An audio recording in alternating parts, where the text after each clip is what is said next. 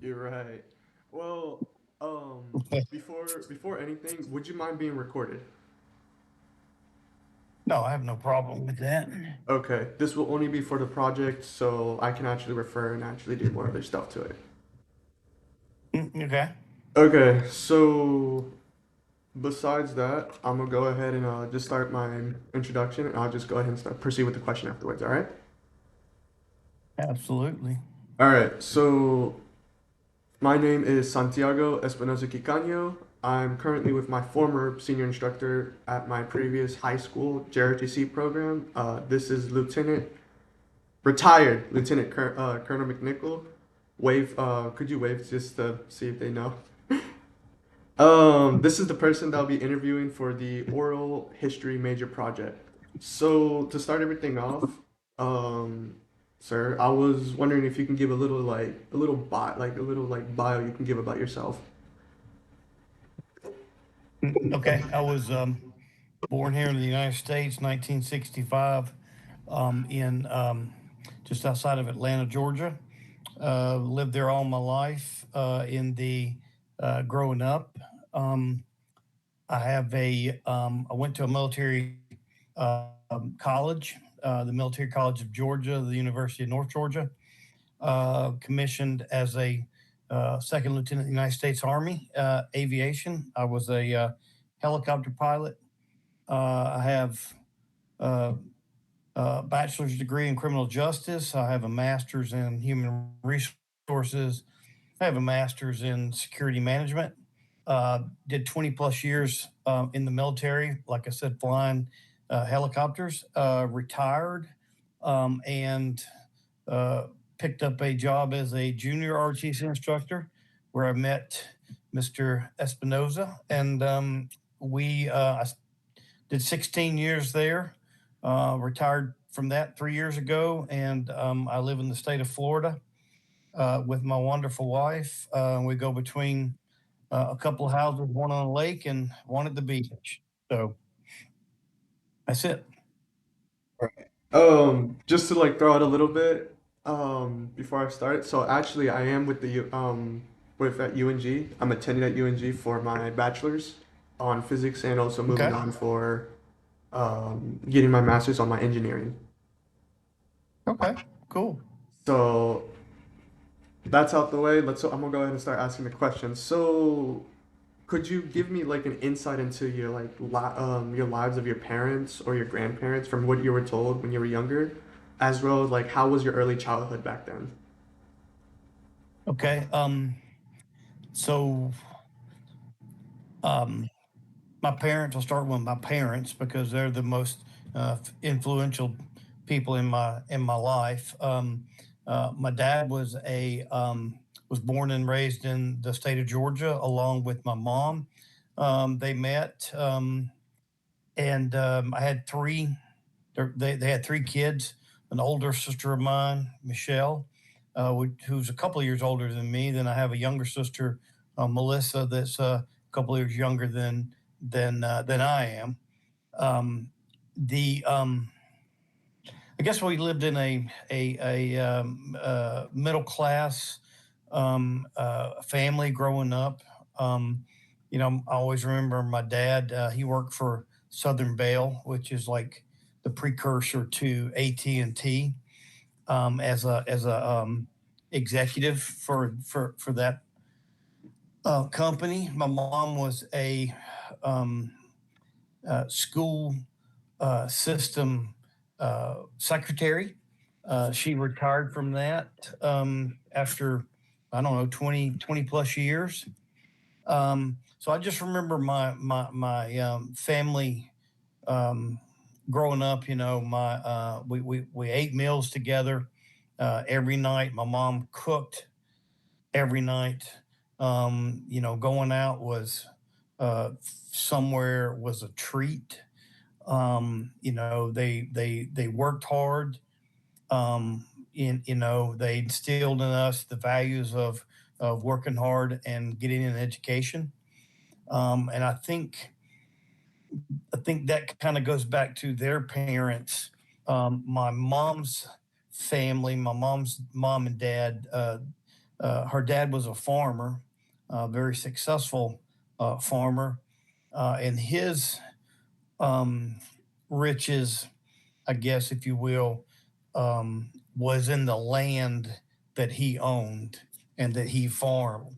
And fortunately, he was able to hand some of that land down to my mom and my uncle, and then obviously my mom, handed that down to myself and my sisters.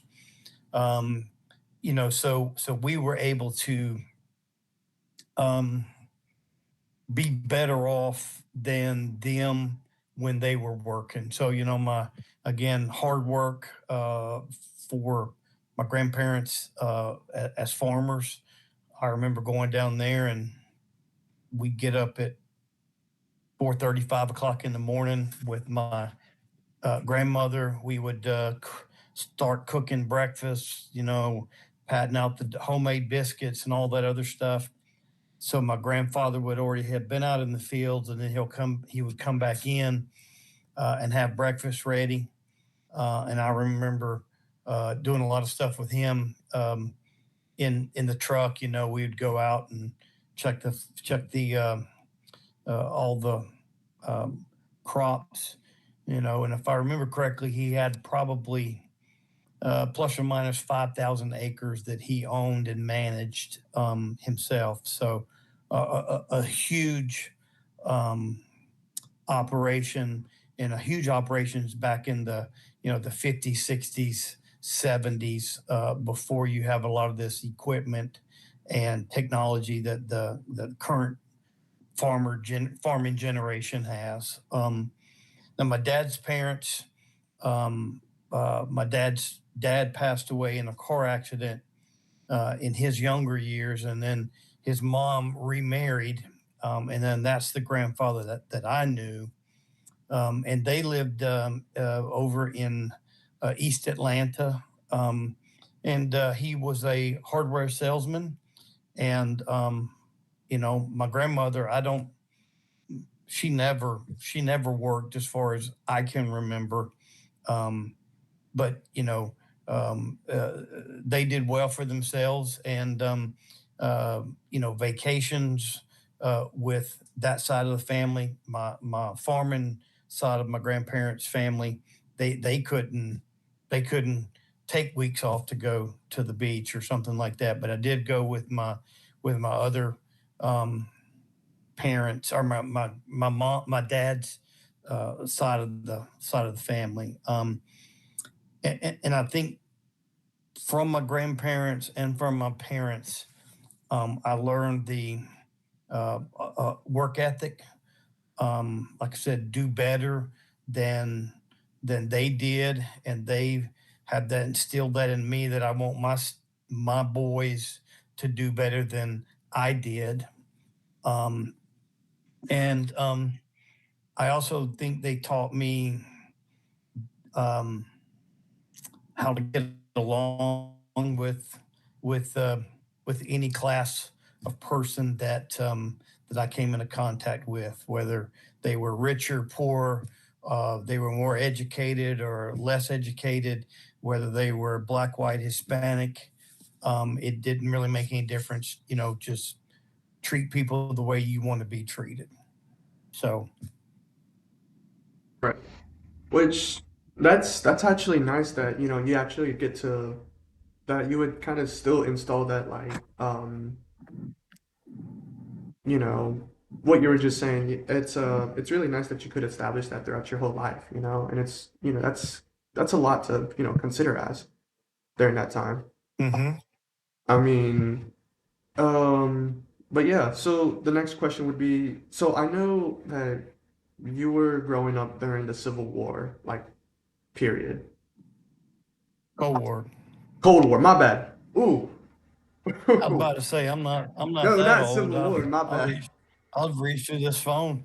I'll reach through this phone and get you, man. My bad, my apologies. So I knew that you were growing up during the Cold War era. So I was wondering, how did, you know, the Cold War influence you, into your like teenage and childhood like years? Um, it was just the way that you grew up. I mean, I think your generation has grown up with school shootings and violence in the schools. And when I was growing up, that was unheard of. What we dealt with was the everything centered around the U.S., which was good, against the Soviet Union, which was evil, and everything revolved around the nuclear, the ability to have a nuclear war, and the fact that we were just one button push away from causing a nuclear war. So I think you know we worried about a sudden nuclear attack. The Soviet military dominance, and how they were trying to push and take uh, land, if you would, in the Europe, the in Europe, I guess, and then how communism was supposed to be spreading. Um, we had it down in the Bay of Pig invasions, the Bay of Pigs invasion down in Cuba. So a lot of that stuff, you were just fearful of this big bad country, um, that was the Soviet Union. And then um, yeah, so, we tried to influence nations prior to the Soviet Union getting to influence them, if you will. Right, which is like that's most of how modern history had explained it, and that's like the most simplest way that we that a lot of history classes that get into this kind of topic Hmm. kind of just showcase that we were trying to prevent them from we're trying to get to other nations before the Soviet Union before the Soviet Union got into them and kind of influenced them. Yep. You already Hmm. kind of explained some of like the major fears that you had during that time, which was, just a sudden nuclear attack or a nuclear war that could happen. Um, and just a little insight, what did any like high school or any schools during that time taught you what would you have to do if something like that would have ever happened? Yeah. Again, your generation had to go through a lot of active shooter training. I do remember when you were my student that we would have to line you guys up into the hallways, and or lock ourselves in the arms room. And as an instructor, we were instructed not to open the door unless it was the police, accompanied by a school district person as well. I think with what I went through was looking at some of these black and white, um, small snippets that they would bring in and show us, as far as a nuclear blast. I do remember that stuff, but what I really remember, I think it was called the duck and cover, and we would have to um, immediately get down under a desk, put our hands over our head, in the back, and cover our head, almost like you're in a little egg position, if you will. Um, and that was supposed to stop, or minimize your exposure to, a nuclear blast. Um, and now I look back and I think, you know, um, there's really no way to protect yourself from a nuclear blast if it's there. But we took that stuff serious, and the teachers took it serious, and I guess they were just teaching us how to um, how to protect ourselves in the event of a nuclear explosion, I guess. Right. So just to have like a better image, it was just like the tornado drills that, most schools have now, but except it wasn't outside on hallways, but underneath a desk, right? That's what I remember. That is correct. So, we would talk about, turning our back away from the glass so the explosion wouldn't, we'd minimize the impact of the glass, breaking on us. We were supposed to, I think we put our hands back there so we would protect our neck and spine. I'm not really sure what we were protecting, but, we took it serious.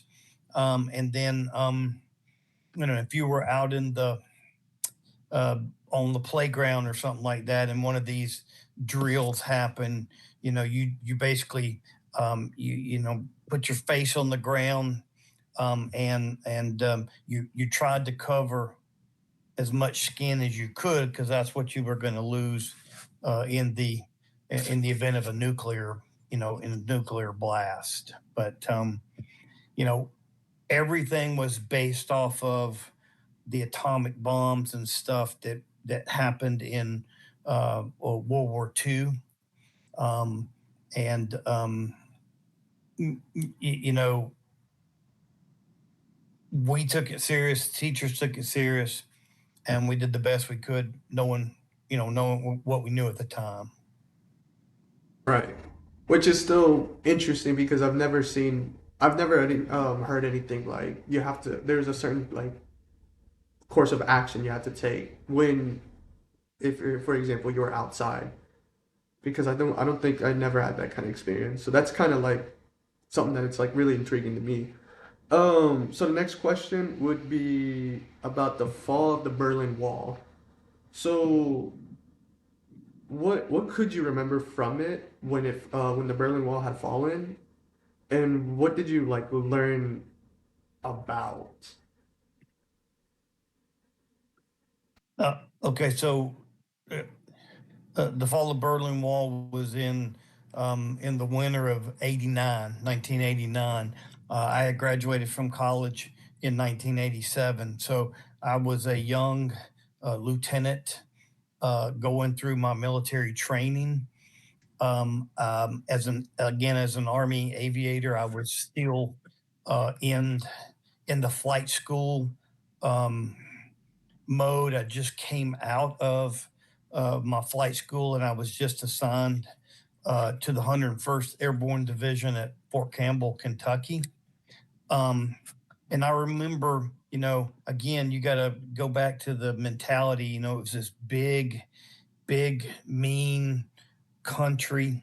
The KGB, the Russian spies. The Berlin Wall. That was in Germany, and it was defined after World War II, and that was the Soviets against in the East Berlin against what they called the Western Alliance, if you would, the good people, the U.S. people's people on the west side or West Berlin, and I think it was about a 200 mile, no, excuse me, 100 mile uh, wall, a physical concrete wall between two countries, and they had no man's land between them, um, and they had guard posts up, and the or the Eastern Bloc or East Berlin. If people tried to escape from East Berlin to West Berlin, which was um, to a free society or to a free country, if you will, they would be shot by the East German soldiers. And so all this had been going on since somewhere in the early 60s. They used to have an open border policy, and you could go between the two countries. Um, and I'm not a big history buff, but at some point in the early 60s, they shut that wall or they shut that gate down, um, without warning because too many people were leaving East Berlin to go to West Berlin, and they were losing, workers. I would say skilled labor. They were losing skilled labor, and of course, it was going to the U.S. or to the Western Bloc, and they shut it down. So all of that has everything that I had been taught, and then I graduated from North Georgia in 87. Then I went into the military. I remember President Reagan telling um, Mikhail Gorbachev, who was the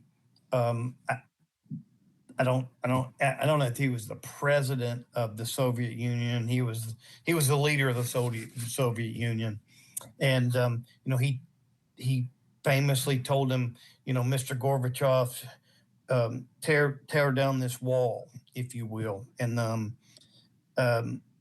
eventually that happened um, in '89. So there I was, 2 years into my military career. I had buddies that were stationed in Germany.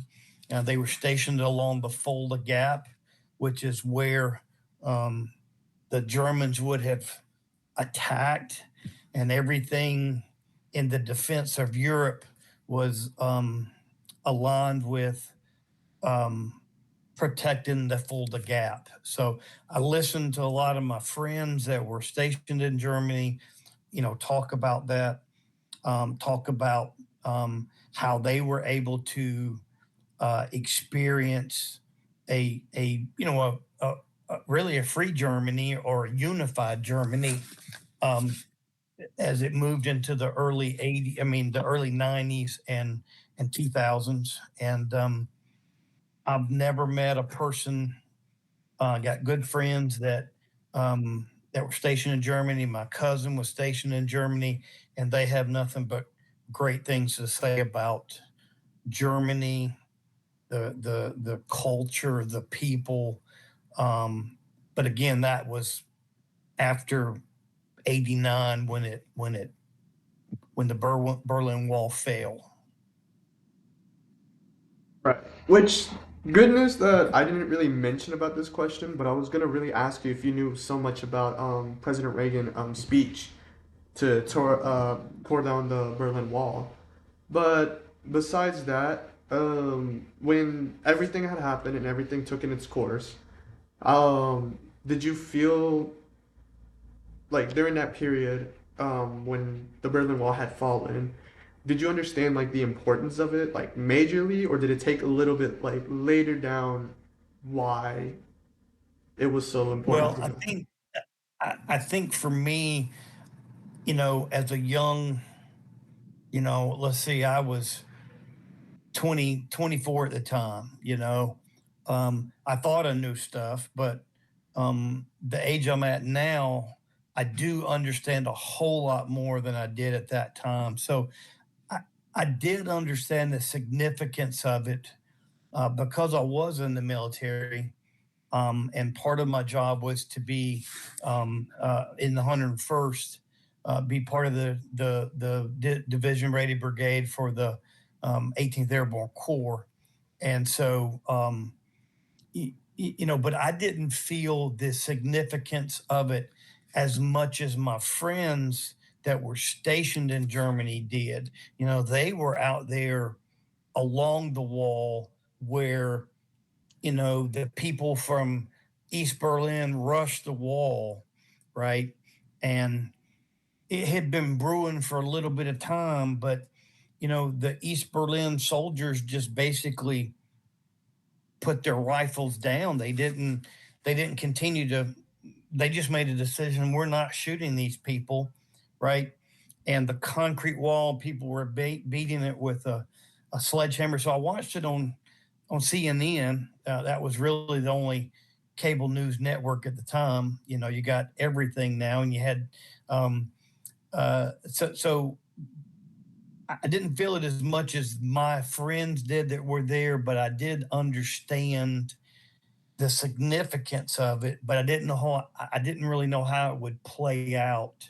Um, you know, the rest of the time that I spent in the military, I didn't know where our focus would be. But of course, I didn't need to know at that particular time.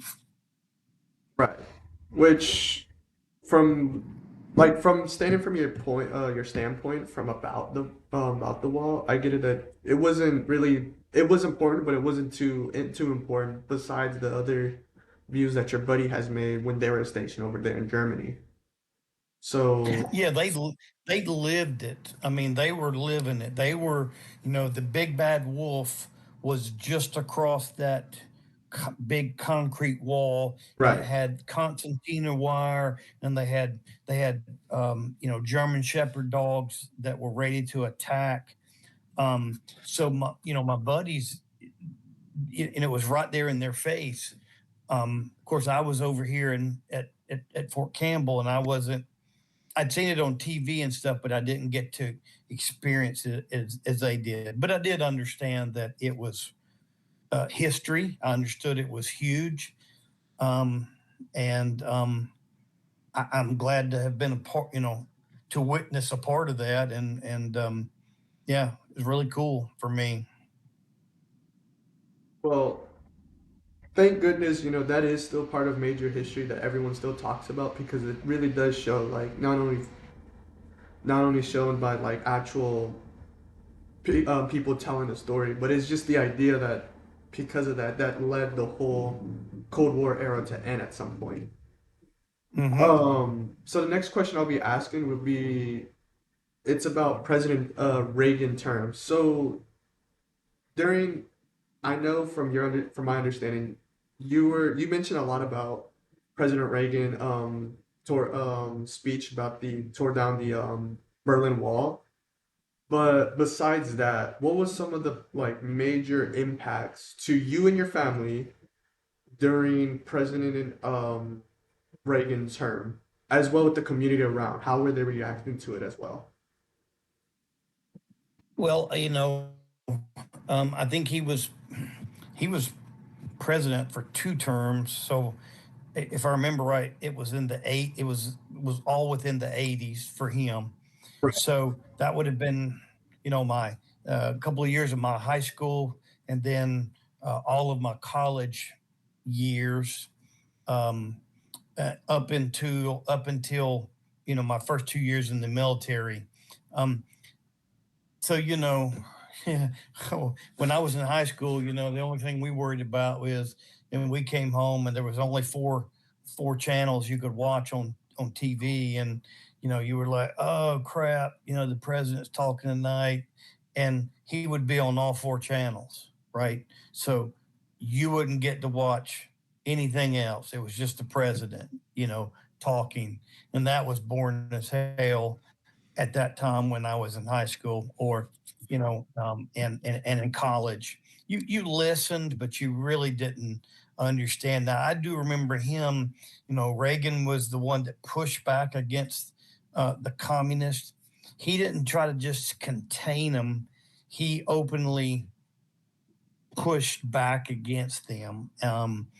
As from what just like in '87 when he said, Mr. Gorbachev's, tear down this wall. That was unheard of for a U.S. president to do that. We were fighting the the Cold War through spies and all of that stuff, but nobody came out and openly, tried to defy, or push back against communism. So I do remember that about Reagan. I do think he had some good policies, economic policies. Um, but the most he was a movie star who became president, and so I listened, but I didn't really understand how much that affected me and affected us and his policies as I do now. And how the presidents of my time, Clinton, Bush, Obama, Biden and Trump do, right? Right. So it look a little different, but you know, everything was we were we were doing more stuff covertly. Um, the uh, well, the Olive and North scandal when we were selling stuff to I think it was in Nicaragua. So we were financing these guerrilla forces to fight communism, but it was all underground, covert. In the United States, uh, the people didn't know what was going on because we didn't really quote need to know what was going on. Does that make sense? What I'm saying? Right. So that's kind of what I saw, and it still holds some value to that. There are things that need to be done in the world to keep it in balance that we may not put on the national news or the world news, um, just because we don't need to or shouldn't do that. How about that? Which, you know, going off of what you said, it's kind of interesting to learn what he did during his terms, especially Hmm. just not really making it public. But, you know, that's kind of like Now something. he started the push of verbally and overtly pushing back against communism. So, before that, it was the Bay of Pigs invasion in Cuba, and we had forces, down there, and that almost led to the nuclear war with the Soviets, and so yeah, he started standing up um, as a foreign policy against communism, visibly, and his foreign policies would shape us doing that, overtly doing it. Right. Um, so besides all that, so the next question I was gonna ask you, which would be like your media was, because I knew that you grew up having just having a television, and there's only four channels, right? And I feel like during that time you didn't really have that much like anything else to have such as besides that TV to have like a source of internet to be connected to the internet. But so how was your reaction when the rise of computer and internet like came around your time? And as well, like, could you give me like a really bit of an insight on how it really changed your whole lifestyle during that time? Yeah. So when like I said, I grew up in the middle class, lower to middle class family. We had one TV. It sat on the ground, and it had a dial up there, and you had basically four channels: ABC, NBC, CBS. And then when in the early '80s, late '70s, early '80s, Ted Turner came in and uh, developed Turner Broadcasting System, which was that's where the Braves got to be America's team. So I kind of give you that thought. I told you I had an older sister, a younger sister, right? We all three had to watch the TV.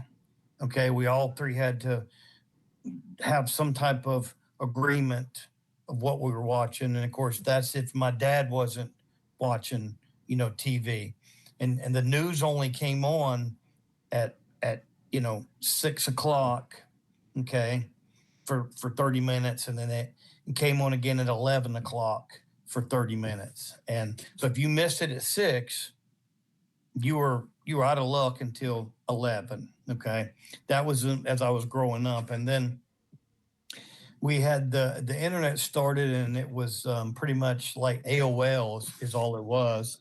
um, and it was a dial-up. So you would have to get on your computer and it would ring through and it would if it connected to the internet, you were good. Sometimes you couldn't connect to the internet. And for me growing up, I had to I couldn't wrap my head around what is defined as the internet. What is it? I wanted to like touch it and feel it and all that stuff. Who controls the internet? Well, now we realize that there's really nobody that controls the internet. There's people that provide you access to the internet, but nobody controls it. So I think as I was growing up, and in my time in the military when I was stationed overseas, we would have. That's where I learned to have an email. Okay, um, and how much information can be transferred quickly to multiple people at the same time. And I think in the military that was the big kicker for me was understanding that. And when I got my own email right through the military, then I realized I felt I was somebody. I felt like I had arrived at that time. And I think the email is a great tool. It has evolved to Google Meets and the Zoom meetings of you're in Peru and I'm in the United States in Florida, and we are conducting an interview with the television and voice and everything like that. You don't even think anything about it. You just like when you and I were talking about it, you just sent me a Google Meets and I go on there, hit it, and poof, here we are. And so I think it's been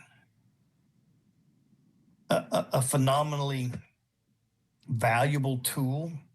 I think it's just like any tool. We have to use it for the right reason and the right purpose. That includes the internet.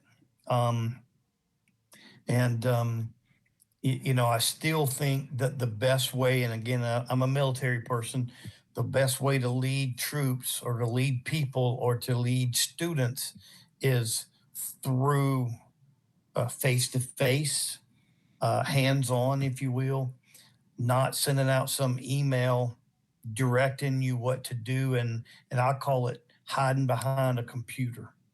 If I'm going to tell you what to do, that you failed a class or that, I'm chewing you out in the military for something, I need to be right in front of you, talking to you face to face, teacher to mentor or to mentee or, face to man, if you will. And I think that's one of my concerns about the internet and where we're going. Um, but really, I think the latest thing I've seen is obviously AI. How much are we going to give up as humans to artificial intelligence? We see some of these movies that are out. Will Smith, I can't remember what when he's iRobot is what it was. And, we taught the robot so much to take care of us that they overtook, the human race. And so I think that's going to be the next big challenge in my lifetime is AI and how that plays into computers and internet. Right. Which is like, going back to like some of the stuff, like some things you really want to say, like at least face to face, while others, like it could be like, I can send out a text or an email. And Yep. kind of bringing up like now with my time, the AI is kind of just going, it's something that people could be misusing it, people could be using it, people could be, AI is just basically now our day-to-day life, right? Which is like, something that you brought up, a really good example too as well. You know how oh man, iRobot, right? Mm-hmm. How far could we really take AI? But the whole AI topic, I wish I could really get in more detail about it, but I mean, it's it's still so unique. You really can't like, stop thinking about it for once. Um, Mm-hmm. but to kind of like keep going with the interview, so I don't know if it's just if it's something I just picked up or maybe I was told about this, but do you still remember some of like important like key moments about Y2K? Yeah, I didn't get too wrapped around the cable, wrapped around the topic, if you will. Right. Um, that was when we turned from 1999 to 2000, and the people that had written the codes and stuff, and the programmers had just used 99, and they didn't use 4 digits; they just used 2 digits, and we thought, or certain people thought, that the computers are going to crash. Wall Street could crash. All the banking systems, could go, like a, global, the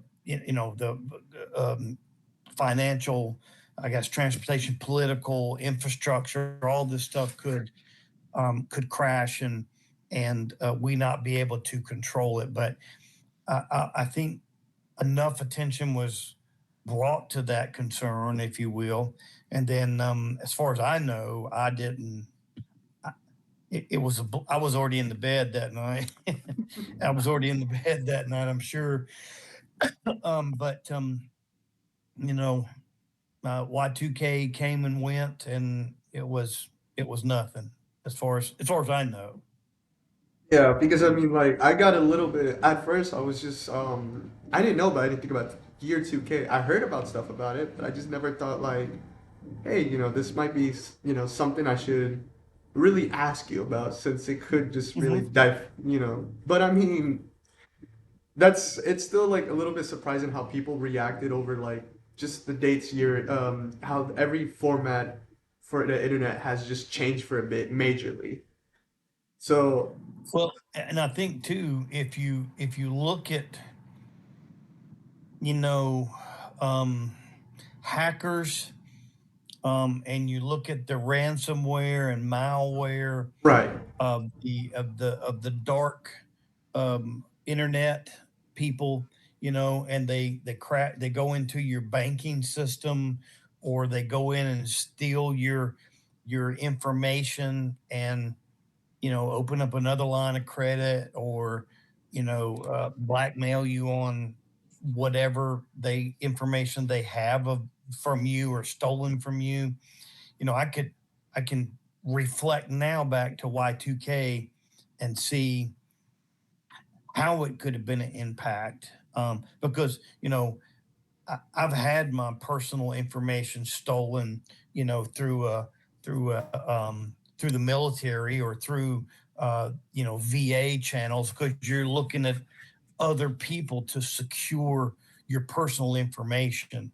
And so, the Y2K was really kind of like the first um, time I realized that we needed to be paying attention to the security of our information, because these bridges wouldn't open and close, and, the trains wouldn't run, right, because of all the computer stuff in there. So, um, it makes my head hurt because I'm not a big computer geek, but I Right. certainly understand the importance of it now, and figure out how to find somebody to help me if I need, as I protect my information on my computer, on my phone, you know, on, people can steal your stuff out of your mailbox nowadays, and, do your, steal stuff from you, I guess, is kind of what it is now. So, Right. So That's a good way to like leave off with that topic. So, I mean, it's good that you kind of realize it's not even about just how there's going to be a major change into just more the modern internet, but it's just to have a simple realization about it and kind of just have, Hmm. a more deeper thought about it, Sure. not just because you're changing over from 1999 to 2000, you know? So the next question I'll be asking would be about 9/11, and I want to just be sure if you're okay with just if I'm able to go along with this question. Yeah, yeah, I think it's part of the history. Okay. What do you have? What kind of question do you have about it particularly? So the first question I'm gonna ask, and I'm gonna just go a little bit slowly for sure. Where were you when 9/11, or no, actually, where were you and where did you first hear or view any kind of news outlet or any like social media during that time about 9/11 just happening? Okay, so I was at. I mean, it's seared into my mind, and I think it's the single most impactful event that has happened in my life. It shaped the rest of my life, or from 19, from 2001 until now, the 25 years it completely shaped my life, what I did, where I went, how I saw viewed things, and what I saw. So I was a young major at Fort Bragg, North Carolina. I was an operations officer, so that meant that I was planning, training. We would be like, I'd be responsible for all the training, planning, and operations for a aviation unit, and I had just finished PT, and I came back and I had my own shower in my office, and I was showering, and my NCO, a Master Sergeant Dinkovich was his name. He Dink knocked on the door, said, "Hey, sir, we need to probably look at something on TV." Well, I had saw the first initial report that a plane, flew into the World Trade Center at before I got into the shower. Well, by the time I got out of the shower and got back into there where he told me to look at the TV, the second the second plane had hit. Um, and my battalion commander, she was up the hill flying the simulator that morning. Um, and at that point you just felt like like your blood just left your body. Your hair stood up. You knew you knew I knew the chances of two airplanes hitting the World Trade Center was probably very, very, very low, the probability. So, and it wasn't just a Cessna plane, it was an airplane, 747. And so then as everything started happening, I made the decision at that point, uh, um, that I needed to brief my battalion commander on the information that I had. And I walked up the hill, um, and I asked her, I asked them to come bring her down from the from being on motion, as we call it, because she was, you're flying that simulator.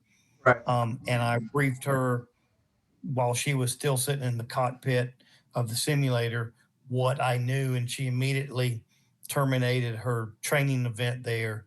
And we walked back down the hill, and she and I were just brainstorming ideas and thoughts and what would happen. Well, what happened was we shut down the whole air base. We shut down the whole Simmons Army Airfield at Fort Bragg. We had people, we the sergeant majors and the NCOs, we locked and loaded. We went to the, we went out to the perimeter to because we didn't know what was happening. We didn't know what was coming at us next. If it was going to be, well, then obviously we witnessed it. Then we witnessed it hitting the Pentagon. Well, we then, we knew it was coming after the military, but could it hit Fort Bragg? Well, heck yeah, it could have hit Fort Bragg. So, and I don't remember going home for the next couple of days, sleeping in on the cot in my office. I had a shower there. The Simmons Army Airfield had a dining facility on property, and just the uncertainty of who had hit us, how had they hit us, why didn't we know we were going to get hit, and just that view um, of getting punched square in the mouth, and what were we going to do, what were we going to do next, and that day, um, like I said, shaped the next 20, next 10 years of what I was doing as a soldier. So I mean, like, kind of just going piggyback on what you said, I kind of fully understand it how what you did just kind of set a whole perimeter around Fort Bragg. It's it's one thing I've learned in the army is just we can't really everything is based on what's really ahead of us and what we know so far. If we do something mhm, for a reason, it's because there's a reason behind it, not because of just, for funs and giggles.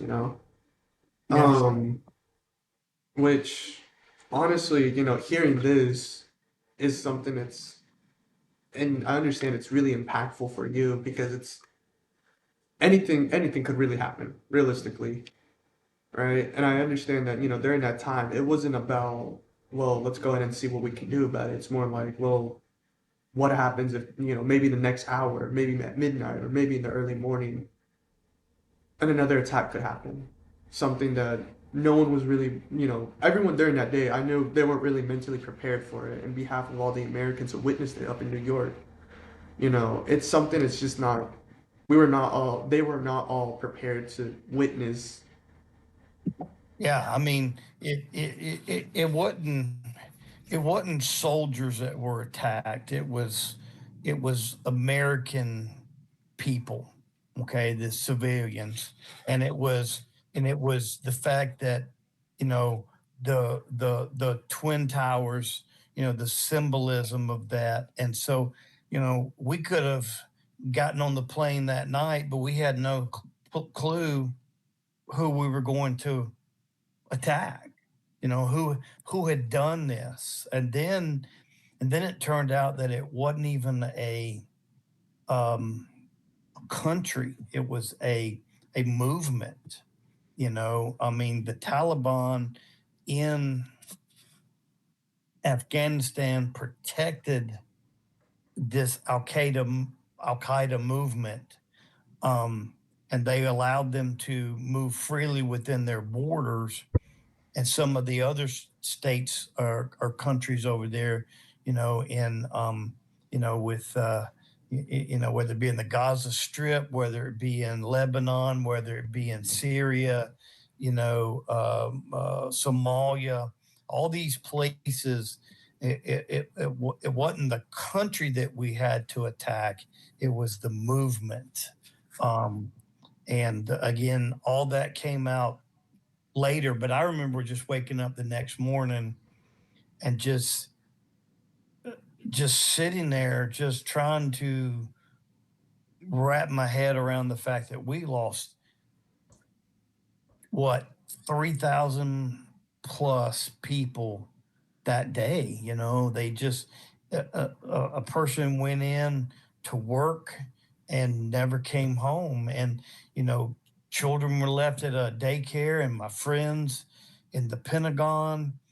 Um, but that was the only really day that I was able to reflect was that morning, getting up, just looking at it, trying to take note of, how many people. I mean, the fact that these people jumped from those towers, and how would you would have to choose. I would have to choose personally to either burn to death or jump to my death. And what would I have chosen? And we saw bodies just flying out. And then, like I said, I had friends in the Pentagon, and the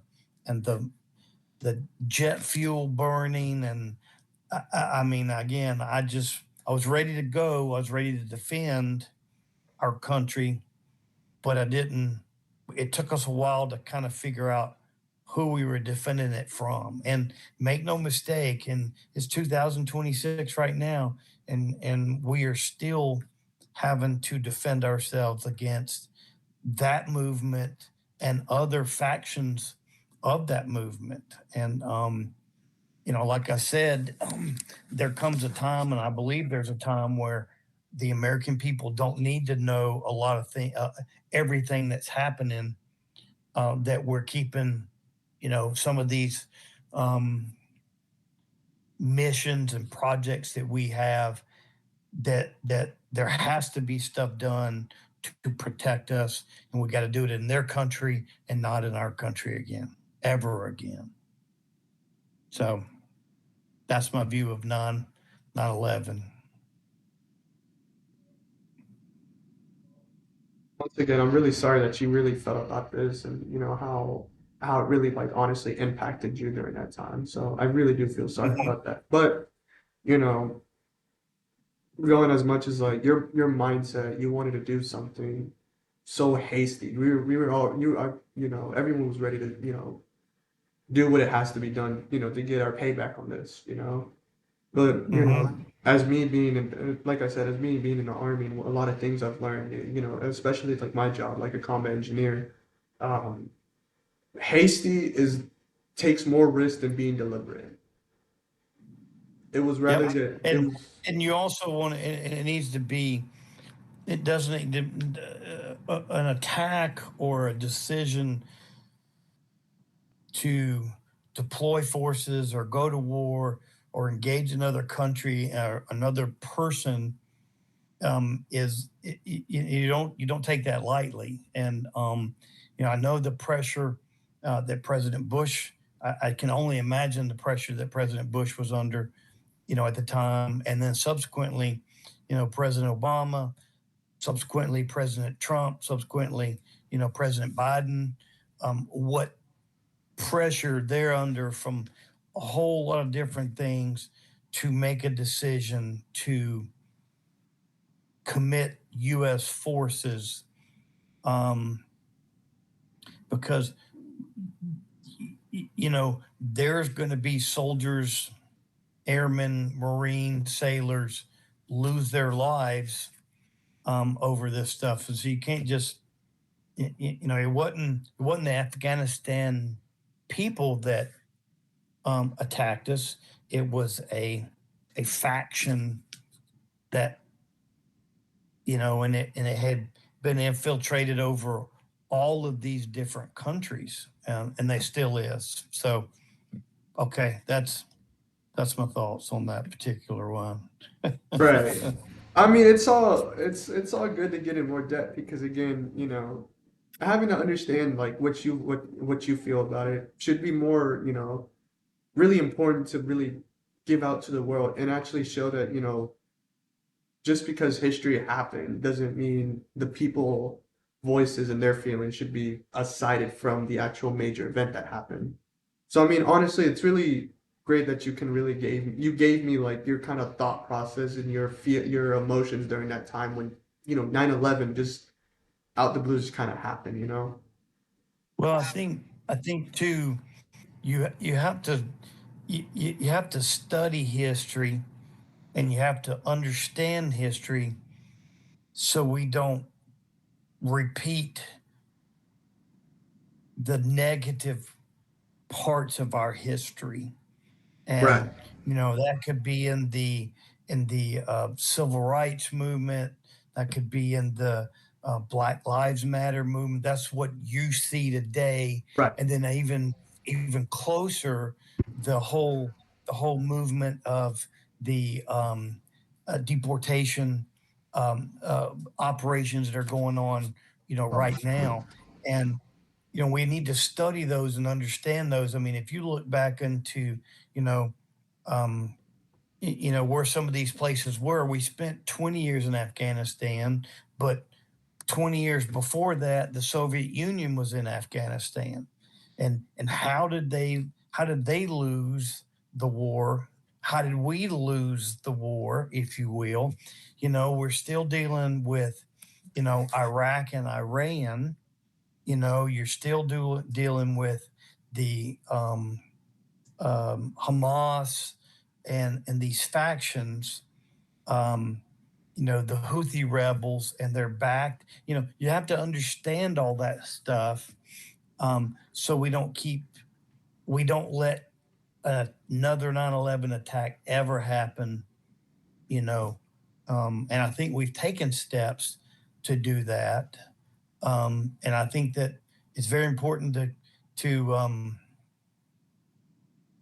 to stay prepared, because somebody's trying to they want to kill us because we are Americans. I mean, there's no other way to say it. And we need to protect, but we've got to do that in a measured, um, legal, intelligent approach to it. So Um, that's you're honestly right about that.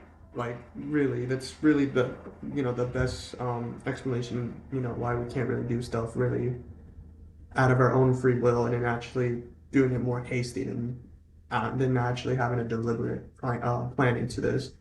Let's go ahead and just move on to with the next topic, which, just to kind of like okay. ease it down. Um, what do you want to call it? So the Great Recession that happened around like 2007 to like 2009, right? hmm Um, so what was the kind of effects that you had with you and yourself and your family, or maybe other like financial situation during that time of the Great Recession?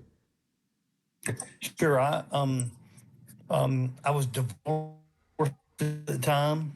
I had two young sons. Let's see, 97. So one that was 10 and one that was, um, you know, um, 8, 7, 8 years old at the time. 2007 in October is when I retired from the military. So there was a little bit of concern on my part of retiring. Where was I gonna, get my next job? What did I want to do? So there was a little bit of financial um, focus for me, um, but I just remember. I mean, I got the job. I transitioned to being a senior Army instructor. I had bought my house, and had it built and moved in December of 2007. And it was, I own, I didn't have to go out and get loans at that particular time when the recession happened. I watched it. Some of my money that was in the Wall Street stocks and stuff took a beating. It really did. Um, and my wife now, we we just during that time we met, we got engaged and we got married in 2009. And I remember, and I still think of it, and I still feel sorry for her. I mean, she had a huge uh, financial portfolio, and um, she lost a whole lot of money that she had worked very hard to earn. and invest because of the recession. And, you know, we as a couple growing from that, you know, we recovered. Um, but I do look back and I think, God, I, what if the recession hadn't have happened and she would have been able to have spent, it was her money, not mine. But, you know, I just feel, I do. I still feel sorry for my wife that the money that she stocked and saved and pushed and put into the in what we thought was, you know, good financial investments, that she lost the amount of money that she did. And so I do think that she and I now have periodic conversations with our financial professionals that we work with, and I do think that she and I have gotten smarter at what, um, you know. Once again, I'm not a financial geek, and I don't want to be a financial geek, but I certainly appreciate what they do and what they bring to the table for me. And you know, sometimes I ask questions that are smart. Sometimes I ask questions that are not so smart. But I don't have any problem asking questions now. And I don't have any problem, um, uh, you know, making good decisions financially. And I think we have, and, you know, we own a couple of homes, and, you know, you know, she was retired at, I don't remember, you know, 55, 56. And that's what I retired at, was, you know, 57 years old. And you know, I think that we're still learning what we how to manage our money and how to manage the investments that we have made. So it was painful, but I got smarter. Right. Well, that's good. That's really good that you kind of like learned from that whole Great Recession, and you kind of just like, had it now adapted that maybe that might happen again, maybe not, maybe so. And now you're really a little bit more like financially more smarter than what you could do Uh-huh. and what you could prevent. So that's honestly really good, you know? Absolutely. So the last question, and I think I already know the answer to this because we actually had a long discussion about this, but looking back some of the events throughout your whole lifetime, right? Um, which which out of all these events, what could have like had the biggest impact on you personally, which I think you already answered that about I believe what was 9/11, right? Well, I think personally for me, um, the loss of my parents. Um, my dad was a stroke victim. Um, um, three 3 days after he retired from working 35 years at a job. And what that taught me was, I can retire, I can recover from retiring too early, but I cannot recover from retiring too late. Meaning, I need to enjoy my life and my retirement life, if you will, because I watched my dad. It was a stroke victim first, and he was paralyzed and couldn't talk the last 11 years of his life. So that, and then, so that his stroke, and then when he passed away 11 years later, I was at his bedside. I'll never forget it. I was there to help him transition to death, if you will, or to a different life, or a different, depending on what you believe. So I think that was a huge impact on me personally. My mom's passing, she had fought some dementia in the last year or two of her life. Um, that taught me, you know, empathy, enjoy what I have. You know, she would talk about stories, and I didn't have to correct her. I just let her talk, and I was lucky enough to be there when she passed. So I think, personally, those were huge effects on my life. I lost a friend of mine um, in the early part of my military career to a helicopter incident. Um, I was requested by his mom to go out and accompany his body back from California to Chattanooga, Tennessee. And I realized a year into my service what sacrifice truly meant. And I witnessed it. And I came back and I was that person that had to talk to his mom. He was their only son. And to this day, she turns 90 next year, but I still communicate with her because I'm I'm an extension of her son, and I realize that, and I take um, that very seriously. So I do think those were three things that happened personally that really affected my life. Okay. But you're right. 9/11, it defined the rest of my military career. It defines how I feel now about what's happening in, you know, Ukraine. It